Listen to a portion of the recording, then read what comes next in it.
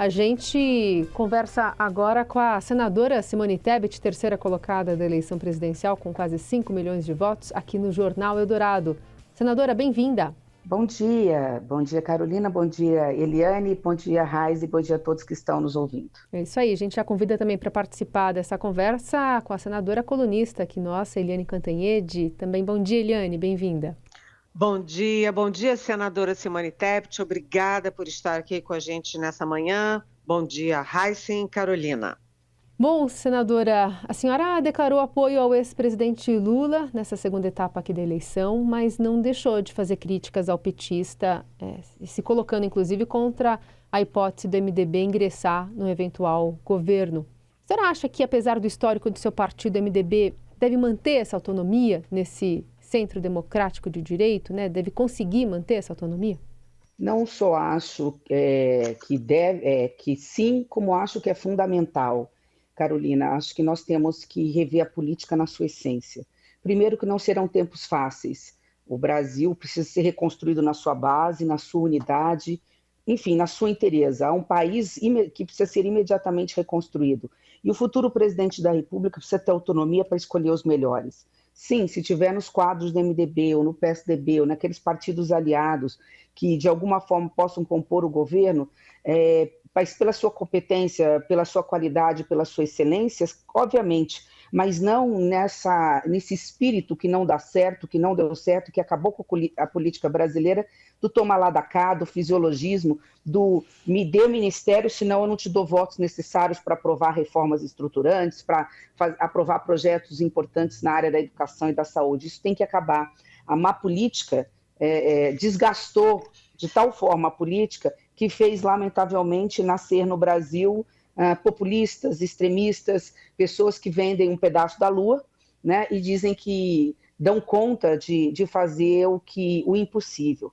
Então, acho que é tempo de reconstrução, inclusive partidária. Foi uma das razões porque eu me apresentei como candidata, apesar de toda a dificuldade. Primeiro, em função de ver que essa polarização, esse discurso de ódio e essa disputa rasa pelo poder sem apresentar alternativas, soluções concretas para os problemas reais do Brasil, estava fazendo mal para o país. Segundo, porque eu entendo que as grandes democracias, na Europa não é diferente, nos Estados Unidos, no mundo, elas estão fracassando e fracassam justamente quando os grandes partidos de centro se apequenam. Isso que aconteceu com o MDB, está acontecendo também com o PSDB. Então, quando eu lancei a minha candidatura, foi para começar do zero, né? Começar com outras bases, as bases históricas do meu partido. A senhora, durante toda a campanha, focou muito em investir em propostas de investimentos para educação e saúde, até a sua agenda era muito voltada para isso. A senhora visitava muitas escolas, muitos hospitais. Ao mesmo tempo, a senhora está cobrando nesse apoio ao ex-presidente Lula que ele cumpra regras fiscais, que não seja o teto de gastos, mas que haja alguma regra. Como é que isso pode ser compatibilizado na avaliação da senhora? É simples, Heisen. Primeiro, tendo um governo ético que respeite o dinheiro público e que, no primeiro dia, dê transparência ao orçamento secreto para que ele seja extinto. Nós vamos ver, e eu dei esse exemplo para o ex-presidente Lula quando tive com ele, se não fosse o teto de gasto, havia uma conversa nesse ano agora de se passar o orçamento secreto de 19 bi para 30 bi. Imagina, quase dobrar, praticamente dobrar, né? Quase que dobrar o orçamento secreto. Então, com transparência, com responsabilidade, com respeito ao dinheiro público, obviamente, e com ética, é possível. E não vamos nos esquecer, com bom planejamento, você estabelece o que é prioridade. Quanto do orçamento, ou seja, dos impostos que o povo brasileiro paga, está indo pelo ralo, não só da corrupção, está indo pelo ralo de projetos desnecessários, programas que não têm eficiência. Se o Brasil, na grandeza que não der conta, para principalmente garantir... Eu fiz apenas 2 pedidos específicos que envolvem gastos. O primeiro, que a gente zere as filas de vagas na escola infantil, na educação infantil para crianças de 3 a 5. Não é muita coisa. Só são 300 mil vagas que estão precisando ser criadas. E segundo, em parceria com os estados, que a gente tire do papel e coloque efetivamente para dentro da sala de aula os nossos jovens que hoje estão sequestrados pelo crime organizado, pelas drogas, porque não estão nos bancos escolares. Eu estou falando do ensino médio técnico, com período integral, com internet, garantindo, obviamente, como uma forma dele querer voltar para a escola, uma poupança jovem de R$5.000. Eu já fiz a conta, isso são 10 bi. O orçamento do Brasil é de 4 trilhões e 900 bilhões. Tirando os serviços da dívida, nós estamos falando de algo em torno de quase 2 bi. Se eu não tiver 2 trilhões, desculpa. Se eu não tiver 10 bi para fazer aquilo que é a essência para um país, que é garantir o ensino médio técnico, fazendo com que o jovem possa, no futuro, estar garantido com uma porta aberta para o mercado de trabalho. E, paralelo a isso, que foi o segundo ponto que eu coloquei, zerar as filas de cirurgias e exames que ficaram represadas no período da pandemia, aumentando um pouco o repasse de recursos para o SUS. Se a gente não tiver dinheiro para isso, no Brasil, no país da grandeza, que é a riqueza da nação brasileira, ao mesmo tempo em que temos um orçamento da grandeza que temos, porque o Brasil é um dos países que mais recolhe impostos do povo brasileiro, aí nós temos que fechar a porta. Agora, senadora, todo mundo defende a pacificação do país, o fim desse discurso do ódio, mas o fato é o seguinte, que governos vêm, governos vão, mas o Congresso que vai chegar aí para a gente em 2023 é um Congresso fortemente bolsonarista. E a gente viu as pessoas que o presidente Bolsonaro trouxe para o Senado, por exemplo, trouxe para a Câmara, são pessoas que são do discurso do ódio, são do discurso da bala. E eles vão focar, isso é informação, eles vão focar contra os ministros do Supremo, podendo abrir, inclusive, pedidos de impeachment de ministros do Supremo, vão focar contra o próprio Supremo para aumentar o número de vagas, e o presidente Bolsonaro, sendo ou não eleito, ele pode ter controle sobre a Câmara, controle sobre o Senado, controle sobre o Supremo, e isso tem sérias implicações. Como fazer para controlar o Congresso Nacional nessa hipótese e como evitar mensalão, como evitar orçamento secreto para ter alguma tranquilidade, condições de governabilidade com esse Congresso? Eliane, você fez a pergunta e automaticamente respondeu a pergunta que me fizeram o tempo todo. Porque aliás, os companheiros e amigos imploraram pela neutralidade nesse segundo turno. Eles chegaram a dizer o seguinte: você está matando o seu futuro político, você pode ter perda de eventual capital político, afinal você saiu maior do que entrou. E eu tenho respondido exatamente com esta mesma preocupação que você tem. O que fala mais alto, tem que falar o mais alto neste momento, é o nosso amor pelo Brasil, pela democracia e pela Constituição. Não vamos menosprezar. E temos que entender, e é isso que também mais me assustou na eleição, não foi a diferença menor entre Lula e Bolsonaro, nada disso. O que me assustou nesta eleição, no resultado das urnas, foi a nova composição do Congresso Nacional. Não porque é conservadora, isso é do jogo democrático, é porque nós temos ali, e foram eleitas ali, ideias reacionárias, que são coisas muito distintas. É óbvio que numa eventual eleição do atual presidente Bolsonaro, ele já domina a Câmara e o Senado com seus presidentes.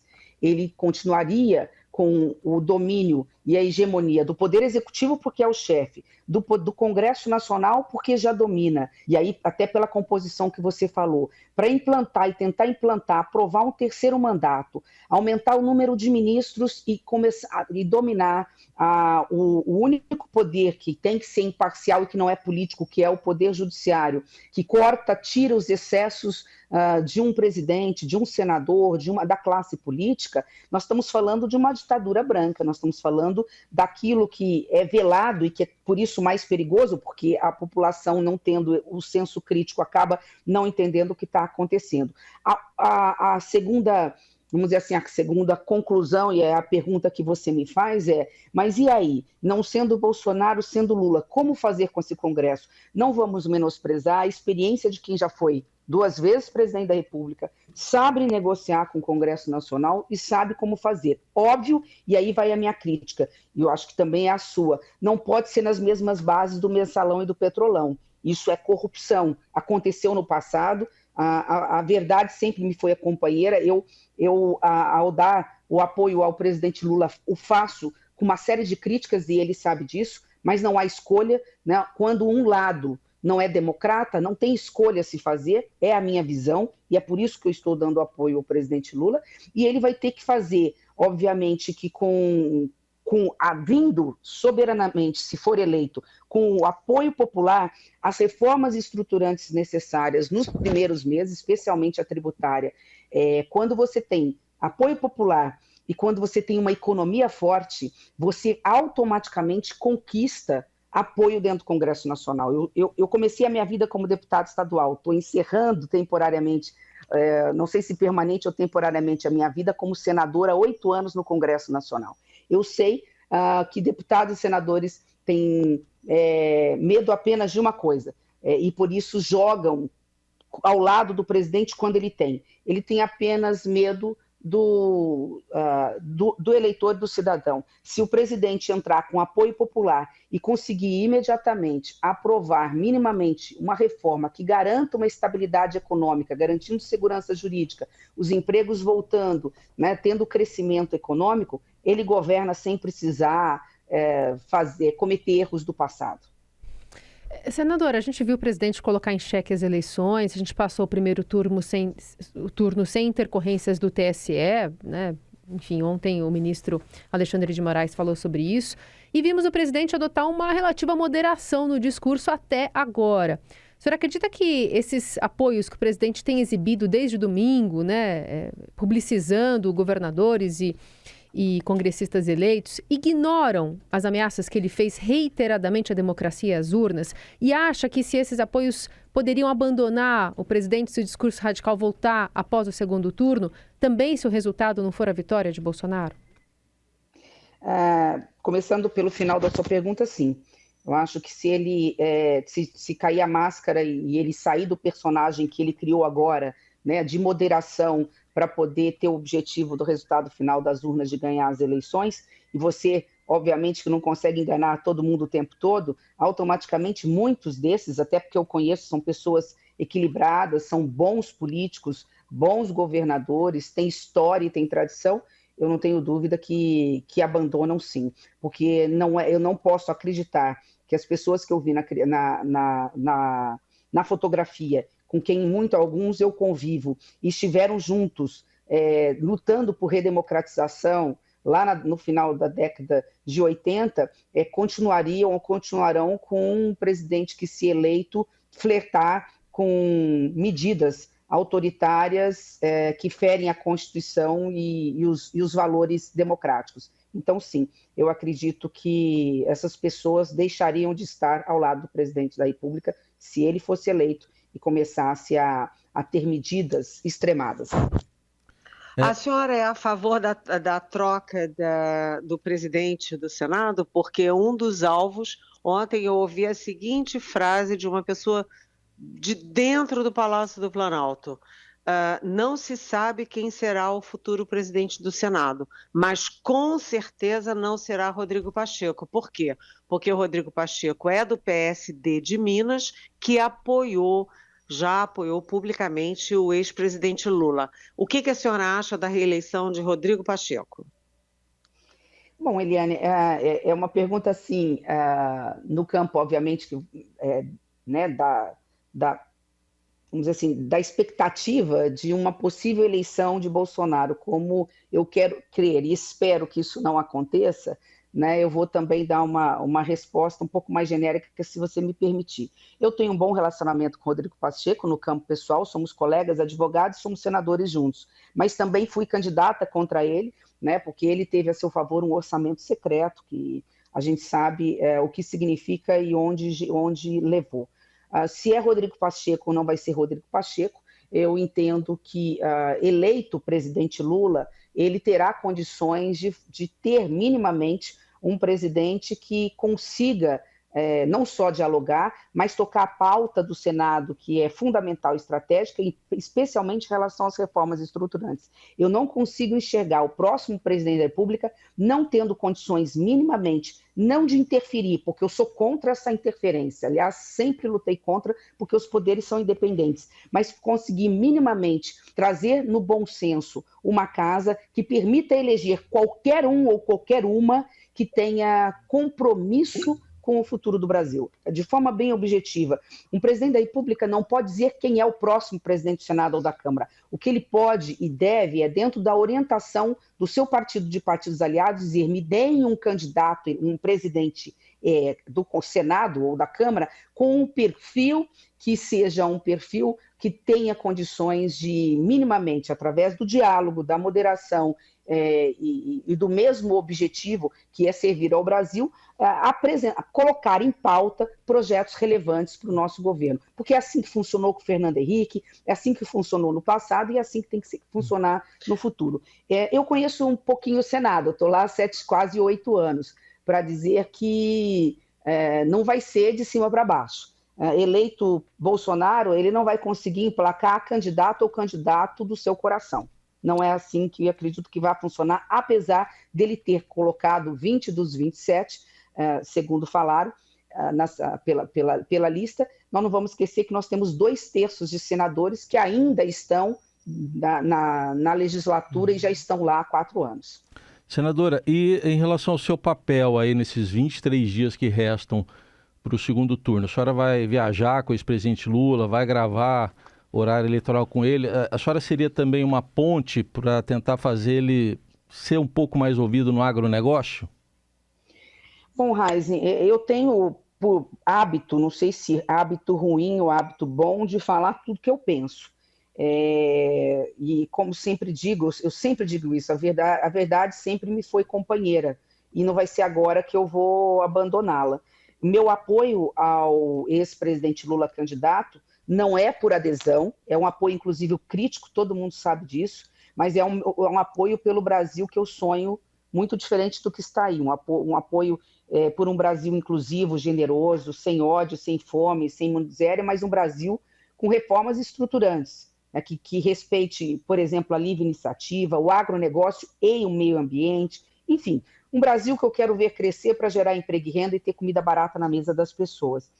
Por isso eu apresentei, eu não estou fugindo da resposta, estou sendo justamente para poder quem está nos ouvindo entender, eu apresentei o meu apoio condicionado a que o governo aceite alguns projetos que eu entendo relevantes, algumas ideias que eu espero que ele acolha. Parece-me que hoje, estou tendo uma sinalização que provavelmente hoje, talvez até à tarde, eles vão não só dar o sinal de que acataram, são 5 propostas muito simples, a educação que eu já falei, zerar as filas lá que eu já falei, de alguma forma resolver o problema de endividamento das famílias que ganham até 3 salários mínimos, a igualdade salarial entre homens e mulheres, que é um projeto que já foi aprovado no Senado e está parado na Câmara, não tem como ser diferente, isso é totalmente injusto com as mulheres brasileiras, elas que têm o mesmo currículo na iniciativa privada e as mesmas funções, e por fim, um ministério que seja plural, que seja com mais mulheres, não só homens, negros, pessoas com deficiência, tendo como requisitos competência e ética. Isso que eu coloquei na mesa, acho que não é nada, não criei nenhum bicho de 7 cabeças e nem criei uma dificuldade para o governo. Se esses programas forem incorporados no projeto, né, a liberdade do candidato incorporar ou não, eu não só darei o meu voto, como vou dar independente de qualquer coisa, né, e vou pedir voto, como sim, a minha participação será maior, porque eu passo a acreditar que um futuro mandato, um terceiro mandato do ex-presidente Lula seria ou será minimamente diferente dentro daquilo que eu acredito. Então, obviamente que sim, estarei disposta a percorrer alguns estados onde temos palanques regionais com convergência entre os nossos candidatos do grupo do Centro Democrático, MDB, PSDB, Cidadania e Podemos, e do governo do PT. Óbvio que em palanques em que nós temos rivalidade regional, temos dificuldade e eles sabem disso. Então, o meu grau de comprometimento na campanha depende só disso, de normas programáticas, não, portanto, de ideias de uma âncora fiscal, né, acolhidas. senadora? Simples assim. Então, não, portanto, vinculando a uma âncora fiscal, um detalhamento maior sobre Isso é o guarda-chuva. Eles já sabem, eu falei com o Geraldo Alckmin, ninguém tem que impor ao futuro governo o que fazer na pauta econômica, mas minimamente uma responsabilidade fiscal. Não precisa ser um teto de gastos que eles são contra, mas se nós estamos falando de meta fiscal, de superávit, eu não sei o que eles estão criando, mas a responsabilidade fiscal é o meio para se alcançar o social. Mas isso eu estou tranquila porque me parece que eles já estão buscando uma alternativa nesse sentido, mas está no documento que eu apresentei como um guarda-chuva em relação aos restantes. Agora, vamos ser bem... Eu acho que a gente tem que ter a humildade para entender. Primeiro que é o eleitor que decide o seu voto. Eu não sei como é que eu saí do resultado das urnas, eu não sei o tamanho da minha influência em relação a alguns que me acompanharam. Sou eternamente grata aos quase 5 milhões de votos que tive, mas não sou dona desses votos, é o eleitor que, com a sua consciência, o que cabe a mim apenas é trazer o Brasil à razão, dentro daquilo que eu acredito, dentro esses 35 anos que eu faço política e 20 anos com mandato consecutivo.